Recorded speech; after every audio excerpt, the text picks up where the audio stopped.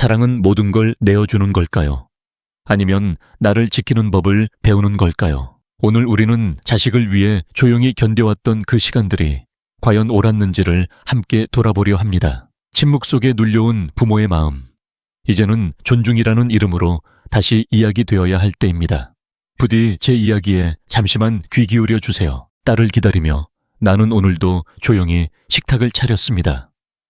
반가운 얼굴을 다시 본다는 마음에 네가 한때 좋아했던 반찬들을 하나하나 정성스레 담아냈지요. 그릇에 담긴 따뜻한 온기처럼 내 마음도 널 향해 부드럽게 데워지고 있었어요. 시계는 어느새 7시를 훌쩍 넘었고 전화도 없이 조용히 흘러가는 시간 속에서 나는 문소리에 귀를 기울이며 앉아 있었습니다. 8시가 다 되어 문이 열렸고 피곤한 얼굴에 네가 들어와 식탁을 스치듯 바라보며 말했지요. 엄마, 또 이걸 왜 해놨어? 나 엄마 반찬 질린다고 했잖아. 그 말에 가슴이 조용히 주저앉았습니다. 내가 뭔가 잘못한 걸까? 그저 너에게 따뜻한 한 끼를 먹이고 싶었을 뿐인데 내 마음 깊숙이 쌓인 그 정성을 너는 들여다보려 하지 않았고 피곤하다는 말만 남긴 채 방문을 닫고 들어가 버렸지요. 그 문 닫히는 소리는 내 마음까지 쿵 하고 닫아버리는 것 같았어요. 살면서 가장 아끼는 이에게 가장 깊은 상처를 받기도 합니다. 자식의 툭 내뱉은 말 한마디에 마음이 내려앉고 무심한 눈빛 하나에도 존재가 작아지는 기분을 느끼게 되죠. 나는 문득 내가 이 아이에게 이렇게 무시당할 사람이었나 하는 생각에 가슴이 저릿했습니다. 스스로를 달래다 때론 화가 치밀어 오르다. 결국엔 나 자신을 탓하게 되는 밤들이 반복되곤 하지요. 하지만 이젠 알겠습니다. 사랑이 존중을 잃는 순간 그건 더 이상 사랑이 아닙니다. 그것은 일방적인 인내와 희생일 뿐이지요. 그래서 오늘 나는 여러분께 부모가 자식의 차가운 말 앞에서 결코 해서는 안 될 말과 반드시 해야 할 말을 나누고자 합니다. 특히 내가 도왔음에도 돌아오는 것이 원망뿐인 상황에서 관계를 무너뜨리지 않으면서도 자식의 무례를 멈춰 세울 수 있는 한마디, 그것이 얼마나 중요한지 함께 이야기해 보려 합니다. 이제는 변화의 시간이 찾아왔습니다. 딸의 일상 속에서 어떻게 다시금 존중을 회복할 수 있을지 그 방법을 하나씩 되짚어 보려 해요. 이 이야기가 여러분의 마음에 닿는다면 저희의 작은 응원이 되어주세요. 여러분의 따뜻한 손길 하나하나가 큰 힘이 된답니다. 나는 여전히 식탁 앞에 앉아 있었습니다.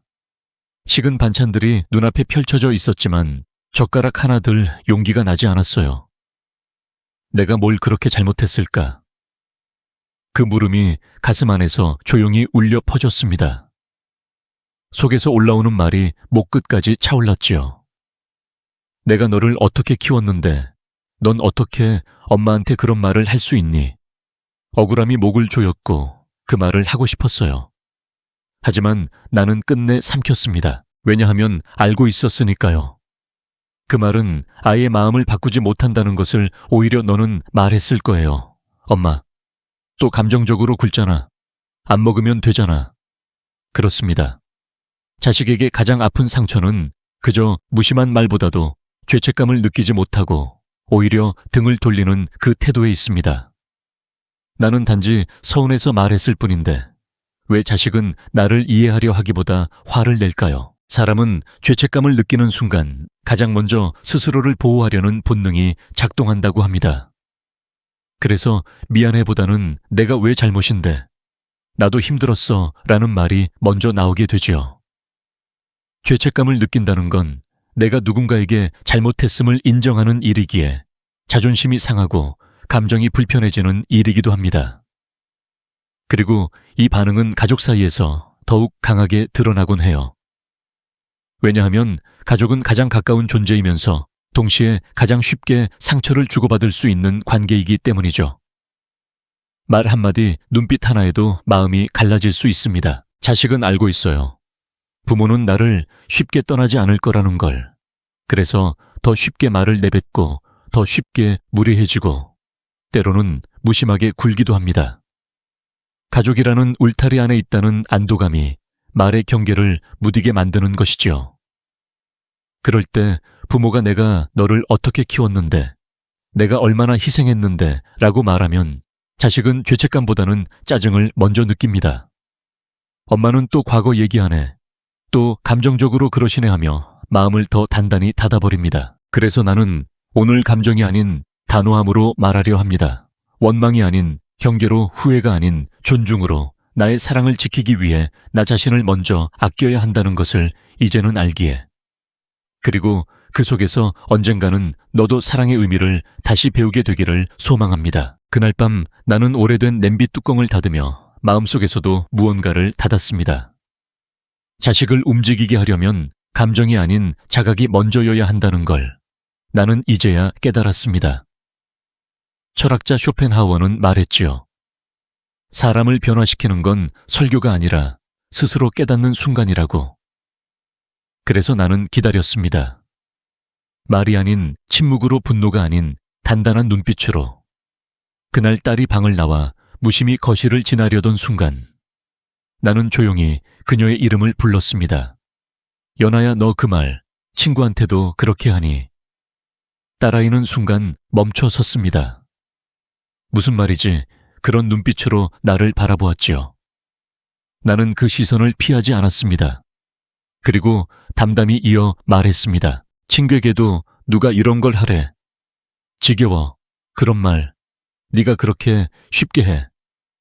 아니면 혹시 그 말이 상처가 될까봐 조심하니. 그런데 왜 엄마에게는 그런 말이 너무도 쉬운 거니? 그 말에 딸은 말을 잃고 방으로 들어갔고 문이 다시 열리기까지는 그리 오래 걸리지 않았습니다. 엄마, 나 요즘 좀 예민했나 봐요. 미안해요. 그 말 한마디에 나는 눈을 감고 조용히 고개를 끄덕였습니다. 그 아이의 눈빛 안에서 그 말이 진심이라는 걸 알았기에 더는 아무 말도 필요하지 않았습니다. 부모인 우리가 자식에게 진정으로 바라는 것은 돈도 아니고 뭔가를 돌려받는 것도 아닙니다. 그저 내가 준 사랑이 무시당하지 않기를 바라는 마음, 그 마음이 존중받기를 바라는 것뿐입니다. 그 마음을 자식이 스스로 느끼게 하려면 비난이 아닌 자각을 돕는 말이 필요합니다. 그 말 친구한테도 그렇게 하니. 이 말 한마디가 자식의 걸음을 멈추게 하고 지금 자신이 어떤 말을 하고 있는지를 돌아보게 만듭니다. 크게 소리 지르지 않아도, 눈물을 보이지 않아도 그 한마디로도 관계는 바뀔 수 있습니다. 그 한마디는 우리가 서로를 존중하는 자리로 나아갈 수 있게 해주는 다리가 됩니다. 나는 여전히 내 아들 민석이를 자랑스러워합니다.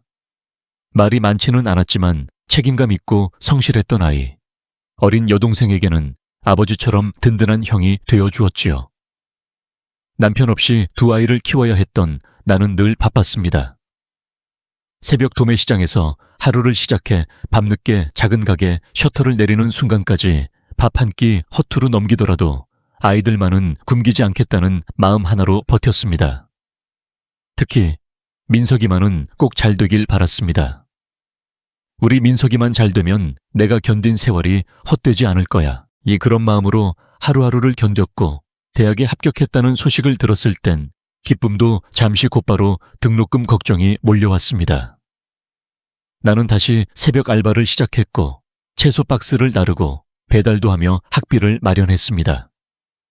어느 날 민석이가 말했습니다. 엄마 중고차라도 있으면 아르바이트도 하고 나중에 취업 준비도 수월할 것 같아. 나는 아무 말 없이 오래된 적금 통장을 깨고 보험까지 해지해 중고차 한 대를 마련해 주었습니다. 엄마, 진짜 고마워요. 나중에 꼭 갚을게요. 나는 웃으며 말했지요. 뭘 갚아 잘 살면 그게 다 갚는 거지. 시간은 흘러 민석이는 결혼을 했고 전셋집을 구한다며 도움을 청했습니다. 나는 마지막 남은 노후 자금까지 꺼냈습니다. 말하지 않았습니다. 내가 그 돈을 모으기 위해 얼마나 아꼈는지, 얼마나 참고 견뎠는지를 말하면 아이가 부담스러울까봐 그냥 조용히 통장을 건넸습니다. 그리고 며칠 전 민석이가 다시 나를 찾아왔습니다. 표정은 어딘가 복잡했고 목소리는 조심스러웠습니다. 엄마, 이번에 작은 가게 하나 시작해보려고 해요. 점포도 괜찮은 데로 알아봤는데 자금이 좀 부족해서요. 초기 자금 5천만 원만 도와주시면 될 것 같아요. 나는 한동안 아무 말 없이 있다가 조용히 물었습니다. 민서가 지금 엄마가 가진 돈이 얼마나 될 것 같니? 민석이는 내 눈을 피하며 말했습니다. 아직 남은 거 있잖아. 엄마가 가게 하면서 모아둔 거. 그거 그냥 놔두면 뭐해? 엄마도 어디 놀러 다니시는 것도 아니고 그 돈 원래 나 도와주려고 모은 거 아냐. 그 말에 나는 숨이 턱 막혔습니다. 그 돈이 그냥 생긴 줄 아는 걸까? 내가 얼마나 절약했고 얼마나 버티며 모아온 돈인데. 민석이는 말을 이었습니다. 엄마, 그깟 돈 몇 푼 안 되잖아. 도와줄 수 있잖아.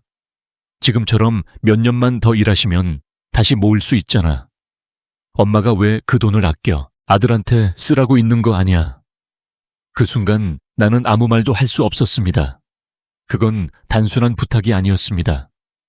그 말은 내 세월과 내 헌신을 너무도 가볍게 여기는 말이었기에 나는 한 아이의 어머니로 평생을 조용히 살아왔습니다. 아이가 힘들면 나도 마음이 아팠고 아이가 웃으면 그 웃음 하나로 하루를 견디곤 했지요. 하지만 그날 아이의 말은 내 심장을 꿰뚫었습니다. 내 삶의 모든 시간을 희생으로만 여기는 그 태도. 그 말투, 나는 아무 말 없이 식탁에 앉았습니다. 유리컵에 담긴 찬물을 바라보며 그 안에 내 억눌린 마음을 띄워보냈습니다. 내가 이 말을 해도 될까? 이 아이가 나를 미워하게 될까? 수십 번 머뭇거렸지만 이번엔 참을 수 없었습니다. 마음 깊은 곳에서 작은 목소리가 울려 퍼졌습니다. 이번만큼은 나를 지켜야 해. 나는 담담하면서도 단호하게 말했습니다. 민서가 엄마가 너에게 해줄 수 있는 건 여기까지야. 그 순간 아이는 잠시 말을 멈췄습니다. 나는 조용히 덧붙였습니다. 결혼은 네가 선택한 삶이야. 그 무게도 이제 네가 감당해야지. 엄마의 인생은 누군가를 위해 끝까지 헌신만 하도록 지어진 게 아니란다. 아이는 믿을 수 없다는 듯 물었습니다. 엄마, 설마 나한텐 그러지 않을 줄 알았는데. 나는 고개를 끄덕이며 조용히 말했습니다. 그래, 나도 그럴 줄 알았어. 하지만 이제야 알겠구나. 내가 너에게 너무 많이 내어줬다는 걸. 이 말은 자식을 버리는 선언이 아니었습니다.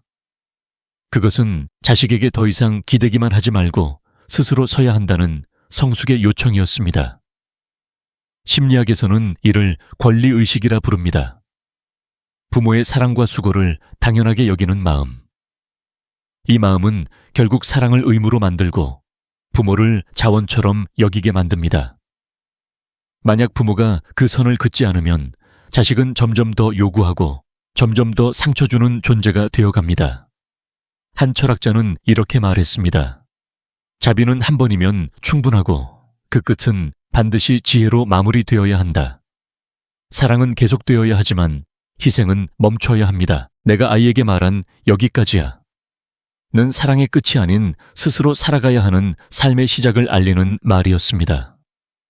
부모는 자식의 길에 바람이 되어줄 수는 있어도 그 길을 대신 걸어줄 수는 없습니다. 그 한마디는 나의 존엄을 지키고 아이를 진정한 어른으로 키우는 단단한 문장이 되었습니다. 며칠 후 딸 소연이 내게 말했습니다. 엄마, 이것 좀 도와줘요. 은행 가서 서류 하나만 내면 돼요. 대출 유예 신청서고 도장만 찍으면 끝나요. 끝나요. 그냥 접수만 해주면 돼요. 나는 낯선 은행이라는 공간에 겁이 났지만 아이의 부탁이라 손에 서류와 도장을 꼭 쥐고 집을 나섰습니다. 이른 아침부터 은행에 도착해 대기표를 뽑고 한참을 기다려 번호가 불릴 때까지 마음을 다잡았습니다. 하지만 창구 앞에서 직원이 말했습니다. 이건 직접 상담이 필요해요. 본인이 아니면 어렵습니다. 당황한 나는 조심스레 말했습니다. 딸이 그냥 접수만 하면 된다고 해서요. 저는 잘 몰라서요. 직원은 친절했지만 낯선 말과 복잡한 절차에 나는 결국 아무것도 처리하지 못하고 서류를 들고 돌아왔습니다. 지친 몸을 소파에 기대자 딸에게서 전화가 왔습니다. 엄마 서류 냈어요. 다 끝냈죠. 나는 조심스럽게 말했습니다. 그게 상담이 필요하대. 엄마가 본인이 아니라서. 그냥 돌아왔어. 그러자 아이의 목소리는 날카롭게 바뀌었습니다. 엄마, 진짜 그것도 못해요. 그냥 내 말대로 하면 되는 거잖아요. 뭐가 그렇게 어려웠다고 또 못하고 와요. 나는 입을 다물 수밖에 없었습니다. 이어진 딸의 말은 내 마음을 산산조각 냈습니다. 그깟 서류도 못 내면서 도와준다니. 엄마는 요즘 세상도 모르고 아무것도 못하면서 그냥 조용히 계시지. 그 말은 단순한 불평이 아니었습니다. 그것은 마치 내가 이제는 아무 쓸모도 없는 사람이라는 듯한 선언처럼 들렸습니다. 그동안의 내 삶이 이제는 아무 가치도 없는 것처럼 느껴졌습니다. 전화를 끊고 나는 한참을 말없이 앉아 있었습니다. 창밖 어두운 하늘을 보며 떨리는 손끝을 감추려 애썼습니다. 내가 정말 이렇게까지 무시당할 사람이던가. 그 순간의 아픔은 단순한 섭섭함이 아니었습니다. 그것은 내 존재 전체를 흔드는 고요한 절망이었습니다. 나는 그날의 기억을 여전히 마음에 담고 있어요. 소연이가 거실로 나왔을 때 나는 아무 말 없이 조용히 그녀를 바라봤어요. 잠시 침묵이 흐른 뒤 나는 마음을 가다듬고 말했죠. 소연아, 엄마가 아까 말했던 그 서류 때문에 화난 게 아니야. 엄마를 대하는 너의 말투, 엄마를 아무 의미 없는 사람처럼 대하는 그 태도가 더 아파. 아이는 놀란 얼굴로 나를 쳐다봤지만 나는 그 시선을 피하지 않았어요. 나는 뭐든지 네가 필요하면 해주고 싶어. 그런데 말이야, 그 전에 엄마도 한 사람으로서 존중받고 싶단다. 네가 엄마의 도움이 필요하면서 왜 엄마의 존재는 무시하니? 내 말은 억울함의 표현이 아니었어요. 그것은 내가 나 자신을 지키고자 하는 조용하지만 단단한 선언이었죠. 인간은 결코 어떤 수단이 되어서는 안 되며 그 자체로 목적이 되어야 한다는 말을 나는 오래전 책에서 읽은 적이 있어요. 부모라고 예외는 아니지요. 우리는 사랑을 주는 존재이기 이전에 존중받아야 할 한 사람입니다. 그날 밤 소연은 내 방 앞에 조용히 서 있었어요. 그리고 작은 목소리로 말했어요. 엄마, 미안해요. 제가 너무 심했어요. 정말 죄송해요. 나는 말없이 고개를 끄덕였죠. 그리고 다시 한번 존중이라는 건 그냥 얻어지는 것이 아니라 우리가 직접 지켜나가야 하는 것임을 느꼈습니다. 며칠 뒤 전화가 왔어요. 엄마 컴퓨터 켜져 있어요. 지금 제가 말하는 대로만 하면 돼요. 진짜 쉬워요. 몇 번만 클릭하면 끝나요. 그날은 아이가 급하게 서류를 출력해야 하는데 회사 프린터가 고장이 나서 저에게 부탁한 날이었죠. 나는 조심스레 물었어요. 무슨 서류니? 그거 지난번에 보낸 거랑 비슷해요. 메일에 첨부한 거 열고 프린트 누르시면 돼요. 나는 어색한 손으로 컴퓨터를 켜보았어요. 화면은 낯설고 자동 로그인도 안 되어 다시 아이에게 전화를 걸었죠. 그때 아이가 짜증 섞인 목소리로 말했어요. 엄마, 진짜 이런 것도 못해요. 그래서 내가 뭘 좀 부탁하면 스트레스를 받지. 스마트폰도 못 다루는 사람한테 내가 뭘 기대한 게 잘못이네. 그 말에 나는 마치 뒤통수를 세게 맞은 듯 멍해졌어요. 아이의 말은 단순히 컴퓨터를 모른다는 의미가 아니었어요. 그건 엄마는 이제 아무것도 할 수 없는 사람이라는 뜻처럼 들렸죠. 모른다는 이유만으로 나라는 사람 전체를 뒤처진 존재로 몰아가는 그 말투는 내 마음 깊은 곳을 아프게 했습니다. 나는 마우스에서 손을 떼고 조용히 말했어요. 소연아, 엄마는 네 부탁을 들어주고 싶어서 컴퓨터를 켠 거야. 못하는 게 아니라 모르는 거야. 모른다고 해서 무능한 건 아니란다. 모르면 알려주면 되는 거고 그걸로 사람을 낮춰서는 안 돼. 아이는 아무 말도 하지 않았지만 숨을 깊이 들이마시는 소리가 들렸어요.